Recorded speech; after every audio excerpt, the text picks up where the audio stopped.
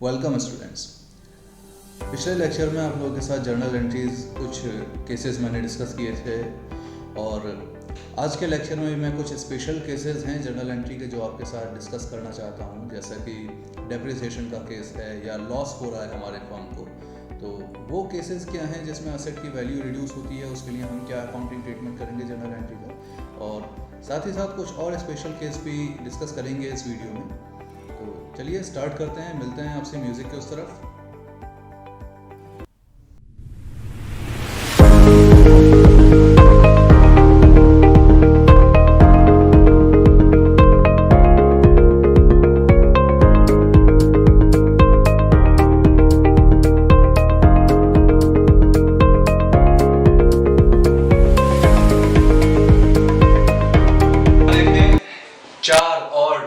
आप लोगों के पास हैं, इनकी एंट्री पास करनी है। सिंपल अभी डेप्रिसिएशन की एंट्री देखेंगे हम। सबसे ऊपर पहली ट्रांजैक्शन है डेप्रिसिएट फर्नीचर फॉर 20,000 रुपीज। 20,000 का फर्नीचर है at the rate 10% per annum for 6 month. Depreciation लगा रहे हैं। डेप्रिसिएशन होता क्या है, कई लोगों को क्लियर होगा, आप लोगों को, कई लोगों को नहीं भी होगा, तो मैं पहले बता देता हूँ डेप्रिसिएशन होता क्या है। आज आपने एक असेट परचेज किया। सपोज आज मैंने एक कार परचेज की और उस कार की कीमत है 5 लाख रुपए। आज की डेट 1 अप्रैल 2020 अज्यूम कर लो। अज्यूम करके आज 1 साल पूरा हो जाएगा, ये मैंने अपने बिजनेस के लिए परचेज करी है। तो 1 साल के बाद ये कार क्या 5 लाख की बिकेगी? आप लोगों का जवाब होगा नहीं बिकेगी साहब। मार्केट में इस कार की कीमत जब खरीदी थी तब 5 लाख थी। आपने यूज किया, आपने उसको यूज नहीं भी किया तो भी आपके पास वो वियर टियर एक्सपेंसेस में उस कार की कीमत जो है कुछ ना कुछ कम जरूर हुई होगी। तो जो वैल्यू कम होती है असेट की, वैल्यू रिडक्शन को आप डेप्रिसिएशन बोलते हैं। डेप्रिसिएशन का मतलब reduction in the value of fixed asset due to wear and tear. Wear tear की वजह से जो भी यहां पर वैल्यू कम हो रही है फिक्स्ड असेट की, उसको डेप्रिसिएशन बोलते हैं। टेंजिबल असेट है, car is an tangible asset. Tangible asset में आप जो वैल्यू रिडक्शन है उसको डेप्रिसिएशन बोलेंगे। इनटेंजिबल असेट में जो वैल्यू रिडक्शन होता है उसे अमोर्टाइजेशन बोलते हैं। जैसे पेटेंट्स की वैल्यू रिड्यूस होना, ट्रेडमार्क, कॉपीराइट, गुडविल, इन सब असेट्स की जब वैल्यू रिड्यूस होती है that is called amortisation. Goodwill amortisation, patent amortisation, यहां पर डेप्रिसिएशन वर्ड यूज हो रहा है। तो सिंपल है, डेप्रिशिएट कर रहे हैं। 20,000 का फर्नीचर खरीदा था, 1 साल में उस पर 10% कम होता है, हमें 6 महीने का वैल्यू उसमें कम करनी है। देखिए, डेप्रिसिएशन एक लॉस है एक तरीके से आपका, जो वैल्यू कम हो रही है। खर्चा बोलिए, लॉस बोलिए, कुछ भी बोलिए, डेबिट होगा। तो यहां मैं एंट्री में डेप्रिसिएशन अकाउंट डेबिट कर रहा हूं। डेप्रिसिएशन अकाउंट डेबिट, और जिस चीज पे डेप्रिसिएशन लग रहा है उसे आप क्रेडिट कर दीजिए to furniture account. Depreciation account debit to furniture account, it means furniture की वैल्यू कम हो गई, फर्नीचर पे डेप्रिसिएशन लग गया। अमाउंट क्या लिखेंगे हम? मैं यहां कैलकुलेट कर देता हूं आपके लिए। नरेशन हो जाएगी being furniture depreciated. Being furniture depreciated calculation में यहीं पर दिखा रहा हूं। 20,000 रुपीस का फर्नीचर, 10% का उस पर आपका डेप्रिसिएशन, तो 20,000 इंटू 10 अपॉन 100, 10% हो गया।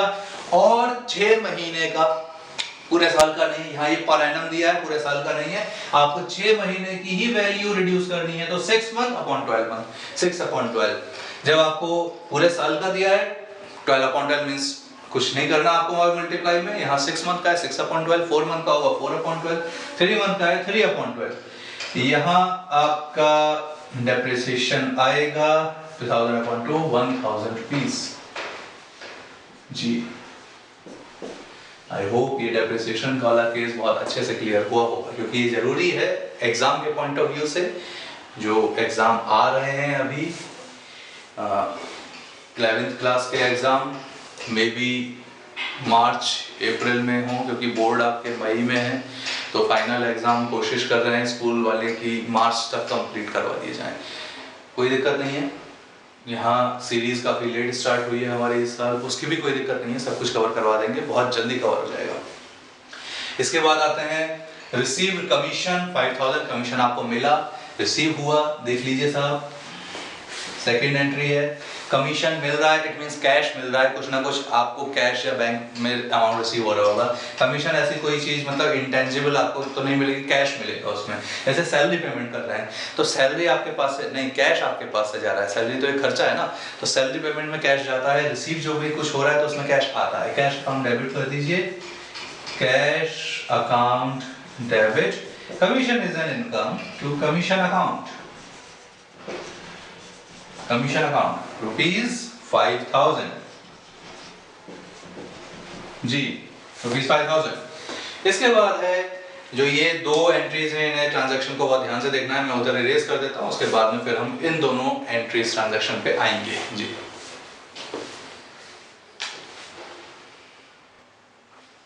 जी स्टूडेंट्स, यहाँ अभी ये दोनों ट्रांजैक्शंस हमने डिस्कस कर ली हैं और अब हम ट्रांजैक्शन पे आते हैं। Bank paid ₹500 directly for insurance premium. जी, इंश्योरेंस प्रीमियम, आपका बिजनेस चल रहा है, उसमें आपने कुछ इंश्योरेंस प्रीमियम करवाया अपने बिजनेस का, किसी भी एसेट का, यहाँ नाम नहीं लिखा है किस एसेट का करवाया, हम ये मान के चलते हैं बिजनेस का ही इंश्योरेंस प्रीमियम है, तो आप यहाँ पर एंट्री बनाएंगे। बैंक से पैसा कट गया है साहब, आपके बैंक अकाउंट से पैसा डिडक्ट हो गया है, इंश्योरेंस प्रीमियम अकाउंट डेबिट, क्योंकि ये आपका खर्चा है, insurance premium account debit to bank account. Bank क्यों लिखा? क्योंकि बैंक से पैसा जा रहा है, आपके पास से हार्ड कैश नहीं जा रहा, अगर हार्ड कैश जा रहा होता तो टू कैश लिखता मैं यहाँ पर। Bank paid ₹500 directly for insurance premium, तो insurance premium is an expense, insurance premium account debit to bank account. पहली एंट्री कंप्लीट और ₹500 का amount debit side and credit side. Amount लिखने में गलती नहीं करनी है आपको जी। देखिए बच्चा, being insurance premium paid by bank as per standing instructions, directly deducted from bank, directly payment by bank, कुछ भी लिखिए पर डिस्क्राइब पूरा करना है, डिस्क्रिप्शन में कोई कमी ना रहे। इसके बाद देखते हैं फोर्थ नंबर की ट्रांजैक्शन है, bank paid ₹1000 directly for insurance premium. अरे साहब ये तो पुराना ऊपर वाले की तरह हो गई, नहीं जी, यहाँ लिखा है ऑफ ओनर, कंपनी के मालिक का इंश्योरेंस प्रीमियम का खर्चा बैंक से गया, आपके बिजनेस के अकाउंट से पैसा गया। अब आप एक बात सुने, ओनर का पर्सन मतलब उसकी लाइफ का खर्चा है ये, यहाँ पर जो ओनर है ना उसका इंश्योरेंस है, यहाँ नहीं पता लाइफ इंश्योरेंस है या हेल्थ इंश्योरेंस है, पर ओनर का है ये मालूम है। ओनर का एक्सपेंस है तो उसका पर्सनल एक्सपेंस होगा, और पर्सनल एक्सपेंस को हमने बोला था प्रीवियस वीडियोस में ड्राइंग्स। जो पर्सनल खर्चे हैं उन्हें बोला गया था ड्राइंग्स, और ड्राइंग्स एक टाइप का एक्सपेंस है बिजनेस के लिए। यहां आप इंश्योरेंस प्रीमियम नहीं लिखेंगे क्योंकि यहां ओनर का नाम आ गया है, ओनर के बारे में डिस्कस किया जा रहा है, ओनर का पर्सनल एक्सपेंस है, तो पर्सनल एक्सपेंस के लिए आप लिखेंगे drawings account debit. Second, drawings account debit to bank account. क्यों? क्योंकि बैंक से पैसा कटा है, आपके बैंक ने पेमेंट किया है ₹1000 का, 1000 debit side and 1000 credit side. Being insurance premium of owner paid by bank as per standing instructions. मैंने अभी भी बोला था आपसे कि आप कितना भी डिस्क्राइब करिए वो तो आपके ऊपर है, आपकी श्रद्धा है, जितना डिस्क्रिप्शन होगा उतनी अच्छी चीज होगी। यहाँ पर एंट्रीज में नरेशन जितना ज्यादा बड़ा के बात नहीं कर रहे हैं, जितना डिस्क्रिप्शन ज्यादा होगा उतना अच्छा रहेगा। तो ये हो गया हमारा। अब आपके साथ दिमाग में एक क्वेश्चन और आ रहा होगा कि यहाँ ओनर का इंश्योरेंस प्रीमियम था, देखिए हो सकता है लाइफ इंश्योरेंस प्रीमियम हो, मार्कर पता नहीं क्यों नहीं चल रहा, आज ये ब्लैक से ही करते हैं। हो सकता है लाइफ इंश्योरेंस प्रीमियम हो ओनर का, जहां पे लाइफ इंश्योरेंस वर्ड आ गया वहां तो ओनर का ही होगा।